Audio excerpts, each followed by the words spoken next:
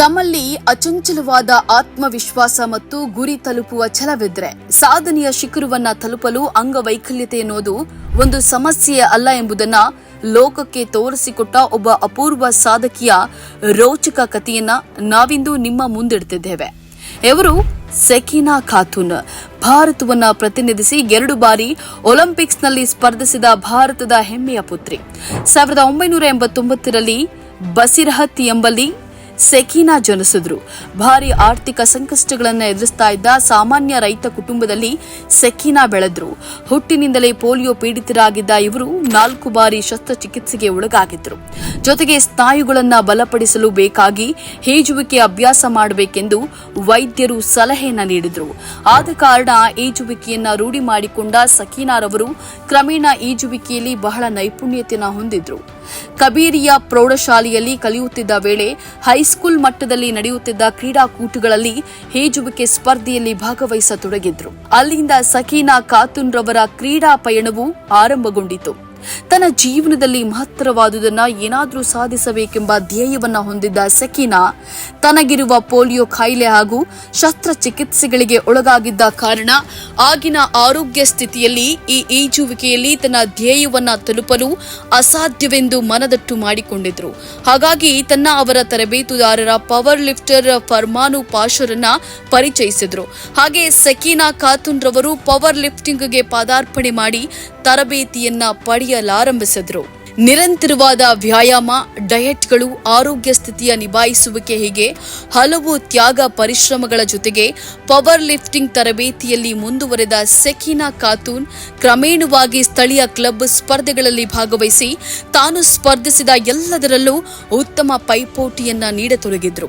ಹಾಗೆ ಪವರ್ ಲಿಫ್ಟಿಂಗ್ನಲ್ಲಿ ಅತ್ಯುತ್ತಮ ಪ್ರದರ್ಶನ ನೀಡಿಕೊಂಡು ದಾಪುಗಾಲಿಡುತ್ತಾ ಸಾಕ್ತಾ ಇದ್ದಂತಹ ಸೆಕೀನಾ ಖಾತೂನ್ ಕಜಕಿಸ್ತಾನ, ಬರ್ಮಿಂಗ್ ಹ್ಯಾಮ್ ಇತ್ಯಾದಿ ವಿದೇಶಗಳಲ್ಲಿ ನಡೆಯುತ್ತಿದ್ದ ಕ್ರೀಡಾಕೂಟಗಳಿಗೆ ಆಯ್ಕೆಯಾಗಿ ಸ್ಪರ್ಧಿಸತೊಡಗಿದ್ರು.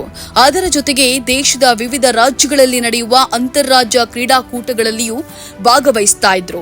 2014ರಲ್ಲಿ ದುಬೈನಲ್ಲಿ ನಡೆದ 41 ಕೆಜಿ ವಿಭಾಗದ ಪವರ್ ಲಿಫ್ಟಿಂಗ್ನಲ್ಲಿ ಭಾಗವಹಿಸಿದ್ರು.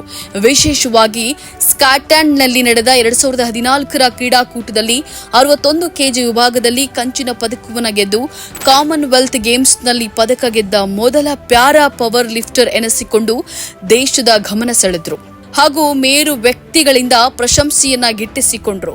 ಮುಂದೆ 2017ರಲ್ಲಿ ಮೆಕ್ಸಿಕೋ, 2018ರಲ್ಲಿ ಏಷ್ಯನ್ ಪ್ಯಾರಾ ಗೇಮ್ಸ್, 2019ರಲ್ಲಿ ಕಜಕಿಸ್ತಾನ್, 2020ರಲ್ಲಿ ಜಪಾನ್ನ ಟೋಕಿಯೋ ಪ್ಯಾರಾಲಿಂಪಿಕ್ಸ್, 2021ರಲ್ಲಿ ಟಿಬಿಲಿಸಿ ಜಾರ್ಜಿಯಾ, 2022ರಲ್ಲಿ ಚೀನಾ, ಅದೇ ವರ್ಷ ಮತ್ತೊಮ್ಮೆ ಬರ್ಮಿಂಗ್ ಹ್ಯಾಮ್, 2023ರಲ್ಲಿ ದುಬೈ, UAE ಮುಂತಾದ ಹಲವು ದೇಶಗಳಿಗೆ ತೆರಳಿ ಭಾರತವನ್ನ ಪ್ರತಿನಿಧಿಸಿ ಆಡಿದ ಸಕೀನಾ ಹಲವು ಬಾರಿ ಬೆಳ್ಳಿ ಹಾಗೂ ಕಂಚಿನ ಪದಕಗಳನ್ನ ಗೆದ್ರು.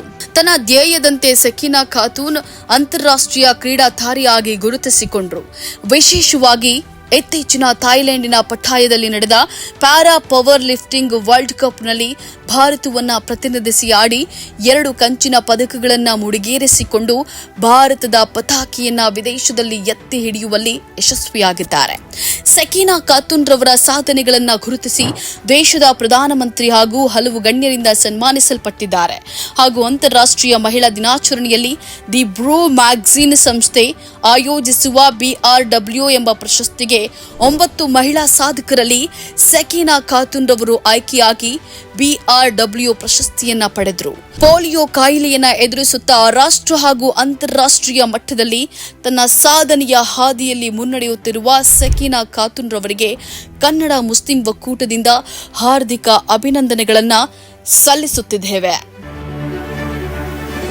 ಈ ತರಹದ ಕುತೂಹಲಕಾರಿ ಮಾಹಿತಿಗಾಗಿ ಕನ್ನಡ ಮುಸ್ಲಿಂ ಒಕ್ಕೂಟ ಫೇಸ್ಬುಕ್ ಪೇಜ್, ಇನ್ಸ್ಟಾಗ್ರಾಮ್, ಯೂಟ್ಯೂಬ್ ಅನ್ನ ಸಬ್ಸ್ಕ್ರೈಬ್ ಮಾಡಿ, ಲೈಕ್ ಮಾಡಿ, ಕಮೆಂಟ್ ಮಾಡಿ, ಶೇರ್ ಮಾಡಿ.